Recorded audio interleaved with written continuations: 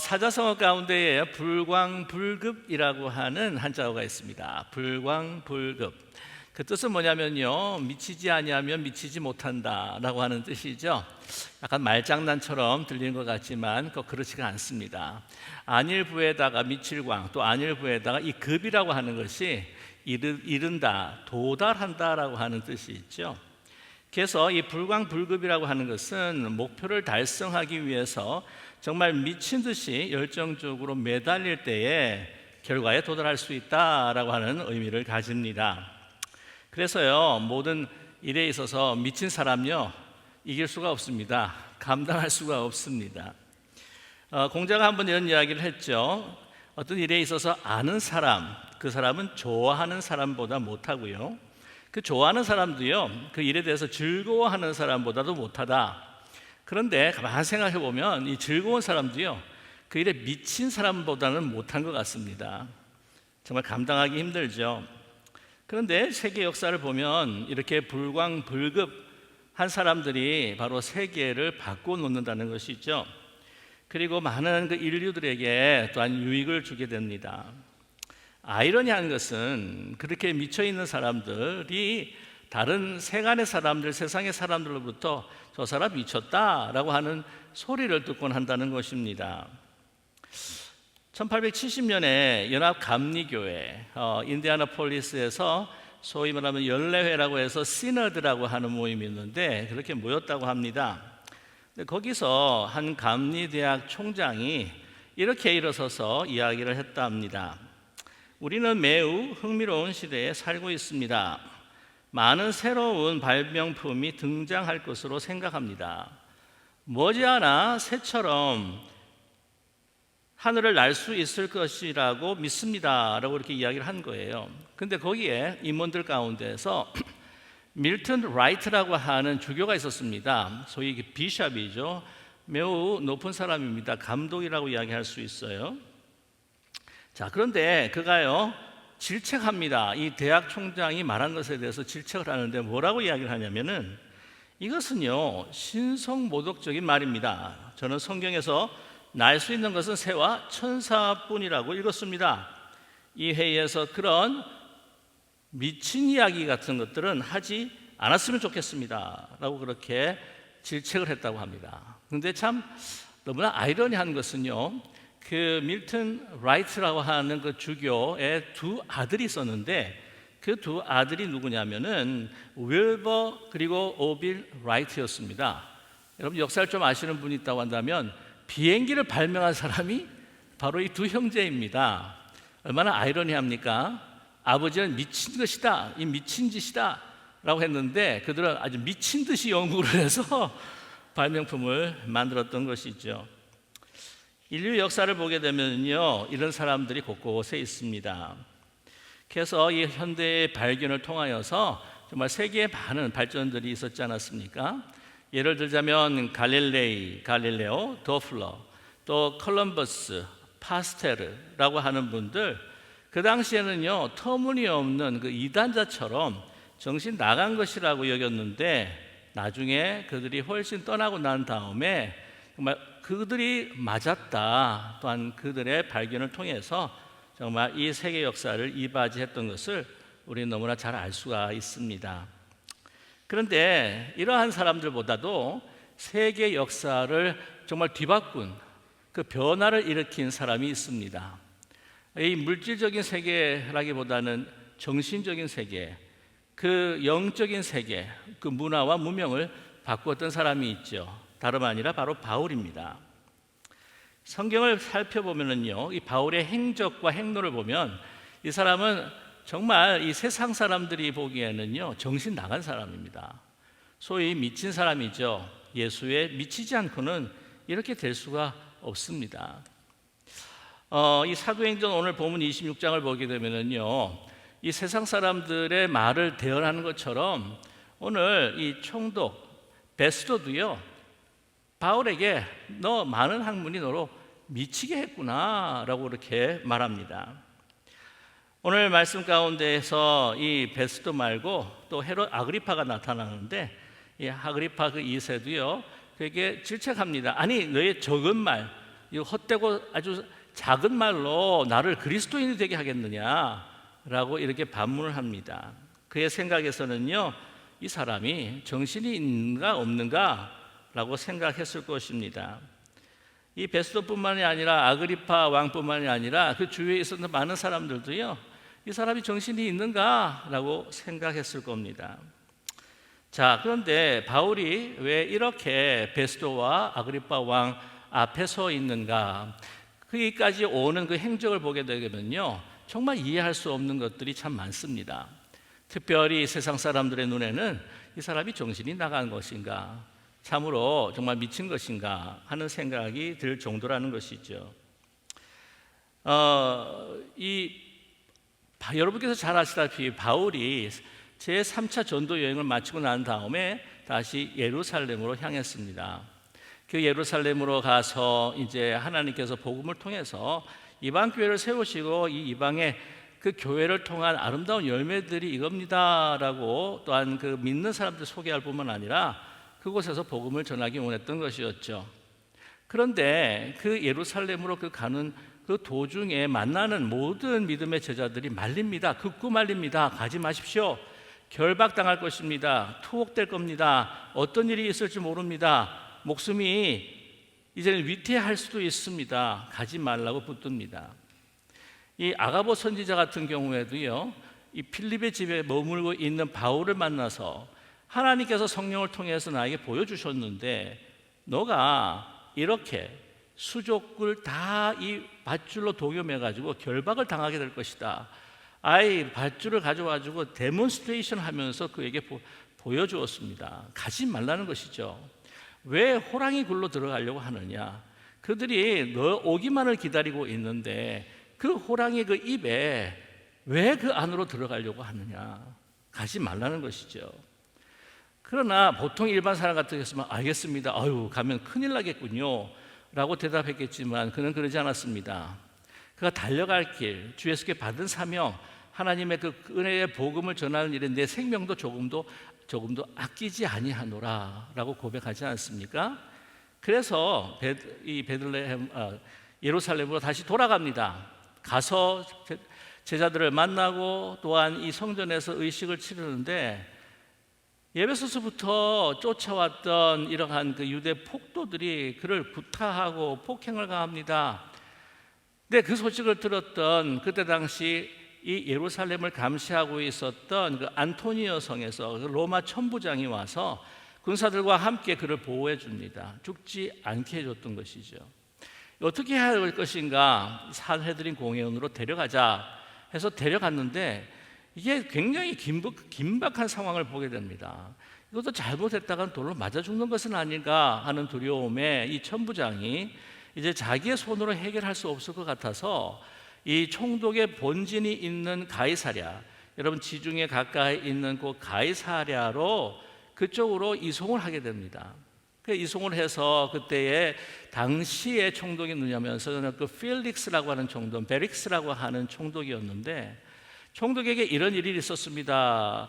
당신께서 심판해 주십시오 라고 했지만 2년 동안 그냥 가두고 아무런 조치를 하지를 않습니다. 그러는 가운데 새로운 총독이 이제 왔는데 부임을 했는데 그가 바로 베스도예요.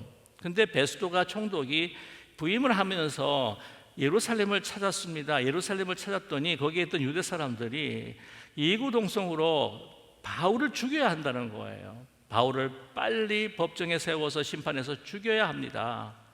그렇게 상소를 합니다. 왜 그러냐면은 바울이 거기서도 글로서 다른 믿음의 사람들을 격려하고 그 감옥에서도 전도를 하고 아직도 큰 영향력을 미치고 있으니까 죽이라는 거예요, 빨리. 그래서 베스도가 다시 가이사랴로 돌아와 가지고는 그를 부릅니다. 그를 불러 가지고 조사를 하는데 죽일 죄를 지은 것이 없는 거예요. 왜 감옥에 투옥이 됐는지도 알 수가 없습니다. 그래서 방면을 해주려고 해요. 그게 이제 오늘 26장 본문의 말씀이지만 그 사건이 25장에 기록이 되어 있습니다.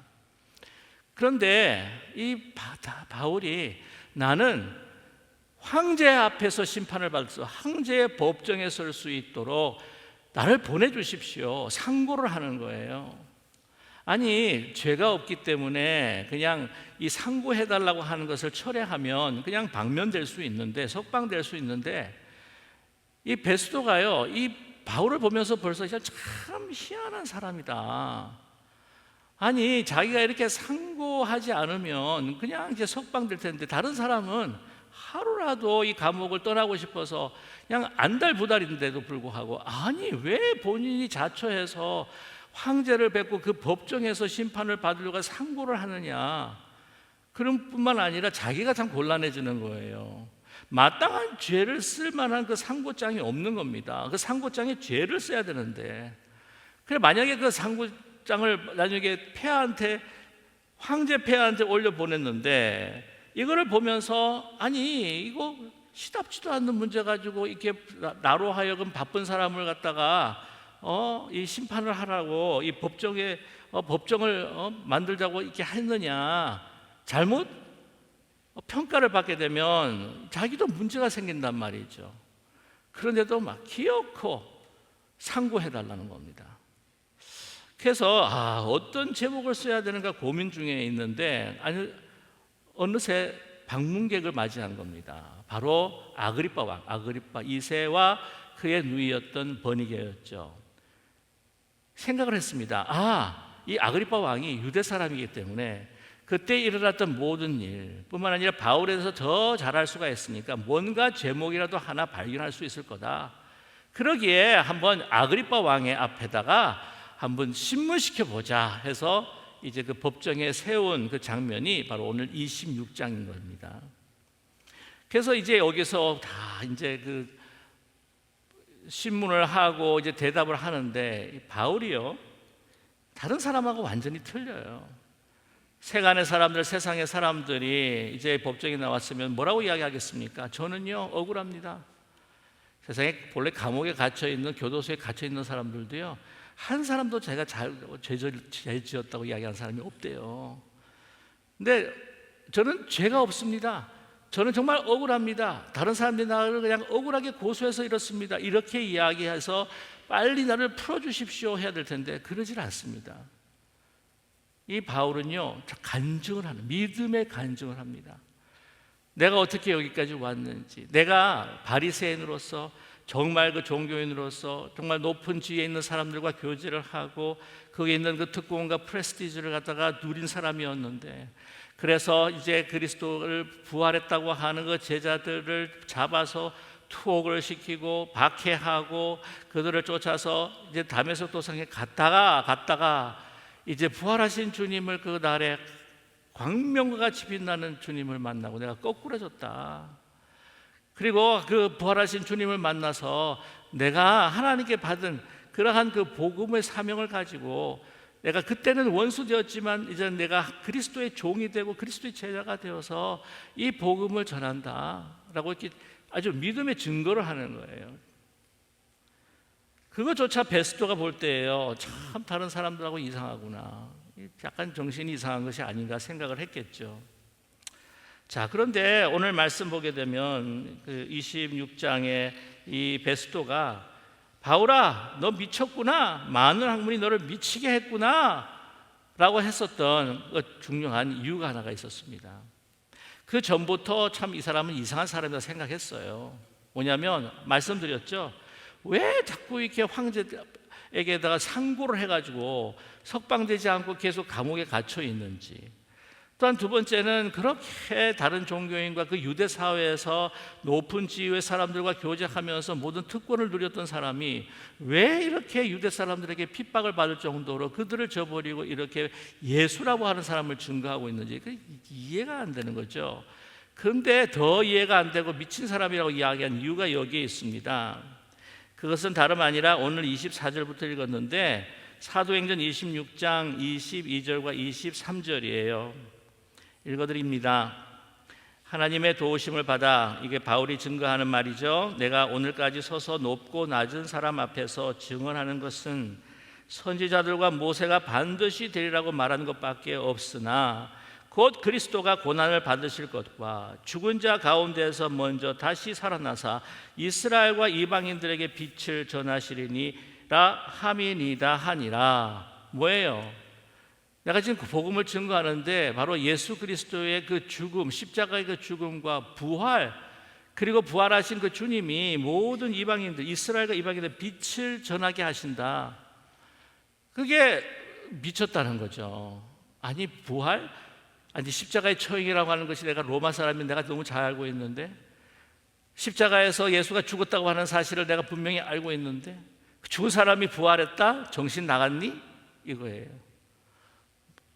뭐 어떤 걸 배웠길래, 뭘 보았길래 너 정신 나갔니? 이 말이죠. 세상 사람들이 그렇습니다. 세상 사람들은요 예수 그리스도의 죽음과 부활을 믿지를 않습니다. 뭐 어떤 신화 같은 약간 뭐 정신 이상한 하여튼 미친 이야기를 듣고 있느냐라고 이야기할 거예요. 그래서 저와 여러분 예수 그리스도의 죽음과 부활을 믿으시죠? 예? 부활하신 예수 그리스도께서 우리와 함께 하시죠? 여러분은 미쳤습니다. 세상 사람들이 보기에 다 미쳤어요. 어쩌면 제가 제일 미쳤는지도 모르고. 자, 그래서 바울이요 이렇게 미쳤다고 이야기하니까 아니요 나는 미친 게 아니라 구원받은 사람이 이게 진리입니다 그러면서 누구를 바라보고 있냐면은 오늘 아그리빠를 보고 있습니다. 아그리빠는 유대 사람이에요. 이 부활에 대해서 당신도 잘 알고 있지 않습니까? 예수 그리스도의 죽음, 십자가의 죽음도 잘 알고 있지 않습니까? 제자들이 부활을 외치고 있다고 하는 것을 당신도 다 들었지 않았습니까? 뿐만 아니라 예수 그리스도께서 선지자를 통해서 하나님께서 말씀하신 메시아라고 하는 것을 당신 알고 있지 않습니까? 당신은 구약의 사람, 구약을 믿는 사람이 아닙니까? 라고 하는 걸로 어필을 하고 있어요. 자, 보세요.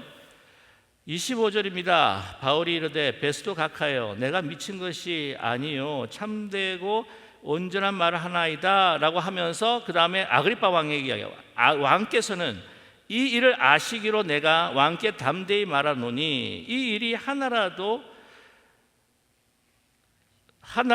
미치지 못함이 없는 줄을 믿나이다. 아시지 못함을 없는 줄을 아나이다. 당신께서 안다는 거예요. 이 일은 한쪽 구석에서 행한 것이 아닙니다.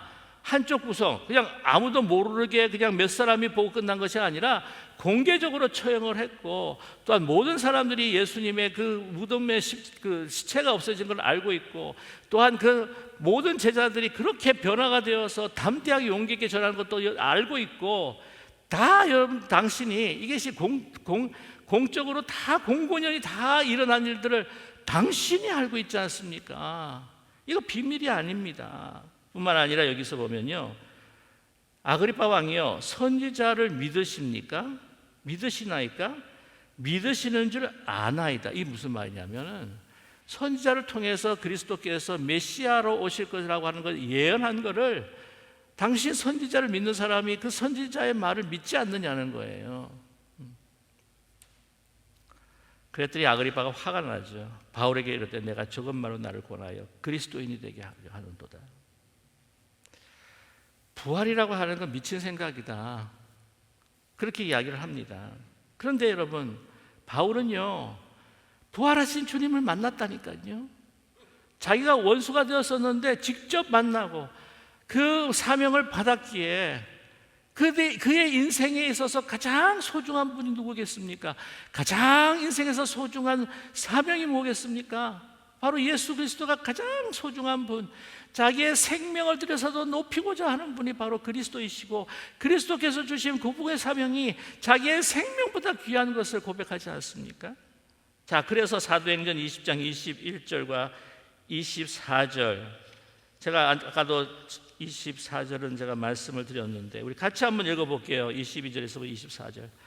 보라, 이제 나는 성령에 매여 예루살렘으로 가는데 거기서 무슨 일을 당하는지 알지 못하노라.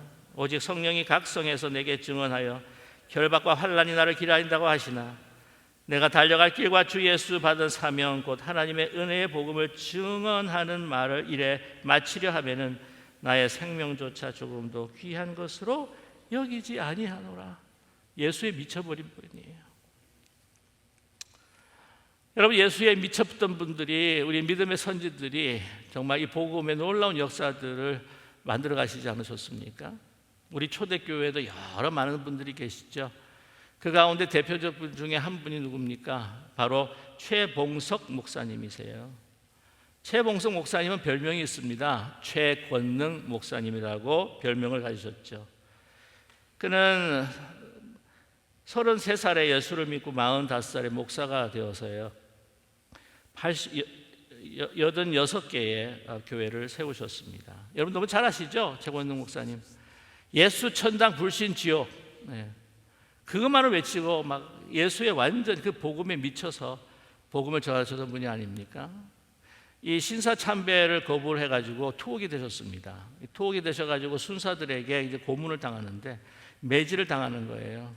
언젠가 한번 말씀을 드렸는지 모르겠지만은 탁 매지면 예수, 탁 치면 천당, 또 치면 예수 천당. 그래가지고 막 힘이 빠지도록 때리는데도 끝까지 예수 천당이에요. 불신 지옥. 그래서 왜 도대체 당신은 어떤 사람이냐 그랬더니 나는 예수로 가득 찬 사람입니다.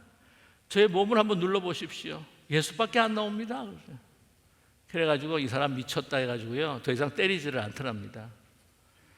나중에 미결수로 계시다가 감옥에서 1944년 4월 16일 소천하셨습니다. 저희 아버님 길과 똑같아요. 그 마지막 가는 순간에 하늘문이 열리고 부르시는 소리를 듣고 하늘에서 전보가 왔다라고 기쁜 얼굴로 소천하셨다고 합니다. 고생과 수고가 다 지난 후 정말 그 천국에 편히 쉴 때 찬송을 부르시면서 조용히 주님의 품에 안기셨다고 합니다. 예수님에 미친 사람이죠. 여러분, 저와 여러분 혹시 예수님에 미쳐 있습니까? 아니면 다른 데 조금 미쳐 계세요? 어떤 청년이요 정말 예수를 믿고요 완전히 막 매혹되고 빠져들어 가지고는 그냥 예수에 미쳐버린 거예요. 어떻게 하면 전도할 수 있을까? 그래서 티셔츠에다가 이렇게 글을 박았답니다. 나는 예수에 미쳤다라고 이렇게 딱 박은 거예요. 그리고 등 뒤에는 너는 뭐에 미쳤니? 라고 뒤에다 박았답니다. 사람들이 이제 보면서 마주칠 거 아니에요. 보면은 나는 예수에 미쳤다. 이 뭐는 미친놈이 다 있어 하고. 왜 사람 미친 사람 보면 한 번 이렇게 돌아보지 않나요? 이렇게 가다가 딱 돌아보면 그 등 뒤에 쓰인 걸 보는 거예요. 넌 뭐에 미쳤니? 그러는 거예요. 여러분, 저와 여러분 뭐에 미쳤습니까? 정말 예수님께 미쳤나요? 정말 예수님한테 미치면 진짜 행복한데 우리는 아직도 그거를 잘 못 느끼지 않습니까?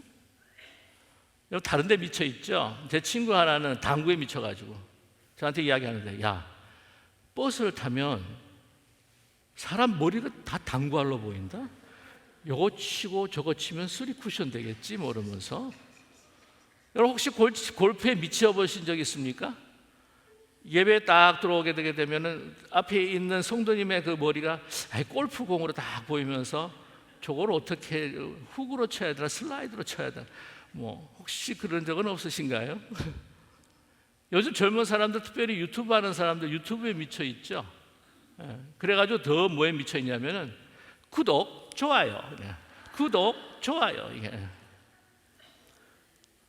그래서 그 구독, 좋아요 그러면 어떻게 됩니까? 그냥 돈도 벌리고 팔로워도 생기고 그냥 인기가 명예도 얻고 하니까 참 좋을 것 같아요. 구독, 좋아요. 그래가지고 막 이 구독, 좋아요 이것 때문에 막 이 컨텐츠를 갖다가 막 극단적으로 꾸미는 사람들 있잖아요. 뭐 20대 그 인도의 한 인플루언서인데 유튜버인데 막 높은 곳에 그 위험한 폭포 지역 올라가가지고 사진 찍다가 추락해가지고 죽은 것도 있고요. 그 다음에 고층 빌딩 가가지고는 막 사진 찍어가지고 유튜브에 올리다가 한번 실수에 떨어져서 또 죽고요. 중국도 그렇고 한국이요 제일 인기 있는 유튜버가 먹방이랍니다. 근데 이 중국의 한 유튜버가 10시간을 갖다가 계속 먹다가 배 터져가지고 죽었고요. 어떤 청소년들이 이제 이걸 뭐 챌린지를 하는데 무슨 칩이 있대, 매콤한 칩이 있는데 그 누가 많이 먹나 해가지고는 챌린지 해가지고 유튜브 찍다가 죽었답니다. 아니 그게 미쳐가지고는 그럼 어떡할까요? 그래가지고 보면 막 유튜브 보면 막 하여튼 뭐 구독, 좋아요 끌기 위해서 보면은 막 이 극단적인 표현도 많이 쓰죠. 뭐 유명한 연예인 죽지도 않았는데 죽었다가 이야기하고 뭐. 근데 우리 어떤 분이 그런 이야기를 해요. 어떤 한 목사님이 이제 그 기독교 컨텐트, 설교는 아니고 기독교 내용으로 컨텐트를 이렇게 만들었는데 다 은혜롭게 다 했는데 맨 마지막에 자, 구독, 좋아요 눌러주세요. 은혜가 내려가더랍니다. 예. 근데 보면 또 기독교 유튜버들도 보면은요, 밑에다가 다 그런 건 아닙니다만은 막 이렇게 막 비판하고 뭐 누구 까고 하면 그게 안 좋은 것 같으면서도 막 이렇게 새우깡처럼 손이 가는 게 아니라 눈이 가요, 눈이 가. 그래가지고 클릭을 한단 말이에요. 저도 어떤 그런 생각을 해봤습니다. 요즘에 그 설교 타이틀이, 설교 제목이 아주 조금 샤킹하게 되면은 사람들이 좀 이렇게 많이 클릭을 해보나 봐요. 그래서 오늘 참 생각할 때 예수에 미친 사람, 요거 어그로 끌기 위해서 어떻게 좀 주제를 한번 바꿔볼까? 뭐로 바꿀까? 한번 잠시 한번 생각해 봤어요. 이런 생각이 들더라고요. 제목, 곱게 미치세요. 이렇게. 야, 그러면 무슨 주제가 이렇게 쌍스러워 하면서 막 욕하면서도 들어올 것 같은 기분? 뭐에 우리가 미쳐 있나요? 여러분, 많은 사람들이 이 정도 차이지요. 예수에 미치지 않으면 다른 뭐에 미쳐 있습니다. 주로 누구에게 미쳐 있을까요? 나 자신. 그래서 우리는 정도에 따라 다르지 우리는 다 나르시스트들이에요. 성경을 쭉 보게 되게 되면은 우상을 만들고 하나님 거역하고 이러고 보면 결국에는 나에 대한 잘못된 사랑이에요. 이기적인 잘못된 사랑. 자기만 아는 거지. 자기 생각에 빠지고 자기가 옳고 그냥 자기 어떤 자존심, 자기가 우위를 점해야 되고 자기가 다 높아져야 되고 또한 군림해야 되고 자기가 인기를 받아야 되고 누려야 되고 또한 그 사람들의 그 인정을 위해서 내가 필요한 것들, 물질, 명예 이런 것들을 막 소유하려고 몸부림치고 다 나르시스트. 우리는 어느 정도의 나르시스트예요? 근데 여러분 그 슬픈 운명을 알고 있지 않습니까? 그리스 신화에. 그래서 강가에 그 비친 그 모습, 그것에 매료가 돼가지고 먹지도 마시지도 그것에 집중을 하다가 쏙 하고 빠져들어가가지고 자기 자신에 함몰되어서 나중엔 슬픈 꽃을 피운 것이 데포딜, 수선하지 않습니까? 과연 그것이 의미가 있을까요? 여러분, 예수에 미치지 않으면 우리는 다른 것에 미치게 됩니다. 우리 1960년 말에 오늘 보시면은 예수에 미친 사람이라고 하는 그 영어 제목이 뭐냐면 보셨습니까? Jesus Freak. Freak 하면은 이렇게 막 약간 미친 사람, 정신 나간 뭔가에 막 이렇게 몰두해서 이렇게 좀 그런 사람들을 더 Freak이라고 그렇게 이야기를 하죠. 그런데 이 지저스 프릭이라고 칭함을 받은 사람들이 있어요. 1960년도 말 1970년도 초에 여러분 웨스트 코스트에 다른 지역도 있었지만 여러분 히피 아십니까? 히피족들. 사회적인 많은 문제들이 있었죠. 그런데 어느 순간 이 사람들이요 정말 성령의 물결이 쳤는지 막 교회로 막 들어오기 시작하는데 그 앞장섰던 분이 여러분 잘 아시는 그 갈보리 채플의 그 척 스미스 목사님이십니다. 그래서 그 막 히피들이요 그 당시 참 암울한 시기였어요. 베트남 전쟁도 있었던 시기요. 그다음에 존 F 케네디 암살, 마르틴 루터 킹 주니어 암살, 그때가 굉장히 암흑 시대였습니다. 그래서 그때 막 사람들이 청년들은요 막 마약, 다른 뭐 어떤 그런 술 막 쪄들어서 막 그 완전히 자유분방한 히피 생활.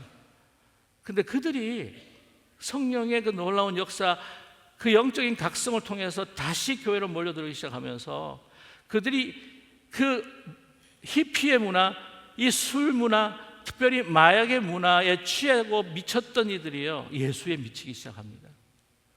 예수에 미쳐가지고는 바로 예수, 그런 사람들을 보고 이 세상 사람들이 뭐라고 조롱을 했냐면 지저스 프릭이라고 해요. 지저스 프릭. 그분 가운데에서 대표적인 사람이 그렉 롤이라고 하는 목사님이세요. 하비스트 교회, 그 LA 근처에 있는 그 큰 정말 중요한 아름다운 사역들을 감당하고 계시는 그 목사님, 그분도 거의 히피, 드락하고 또 이런 생활을 하다가 예수 그리스도를 영접하고 난 다음에 그 완전히 이제 지저스 프릭으로 바뀌어버린 거죠. 여러분, 그러한 지저스 프릭이라고 하는 그 타이틀을 가지고 여러분 유명한, 이 세상에서도 유명했죠. 그리고 크리스천 그 교계에서도 유명했던 DC 턱 한번 들어보셨을 거예요. DC 턱이라고 하는 밴드가 있는데 그들이 지었던 그 곡 이름이 뭐냐면 Jesus Freak이라고 하는 곡입니다. 근데 여러 가지 내용이 있지만 그 중에 한 구절을 보면 If I am called crazy for loving Jesus, then call me Jesus Freak. 이 뭐냐면은 내가 예수님을 사랑한다고 미쳤다고 이제 다른 사람들이 이야기를 한다면 난 기꺼이 Jesus Freak, 예수님께 미친 사람이 되겠다. 그들이 세상 사람들이 조롱하던 말을 명예로운 말로 삼아서 Yeah, I'm a Jesus Freak. 나는 예수님께 미친 사람이야 라고 노래했다는 것이죠. 많은 생명들을 주님 앞에 회심시키고 돌아오게 했습니다.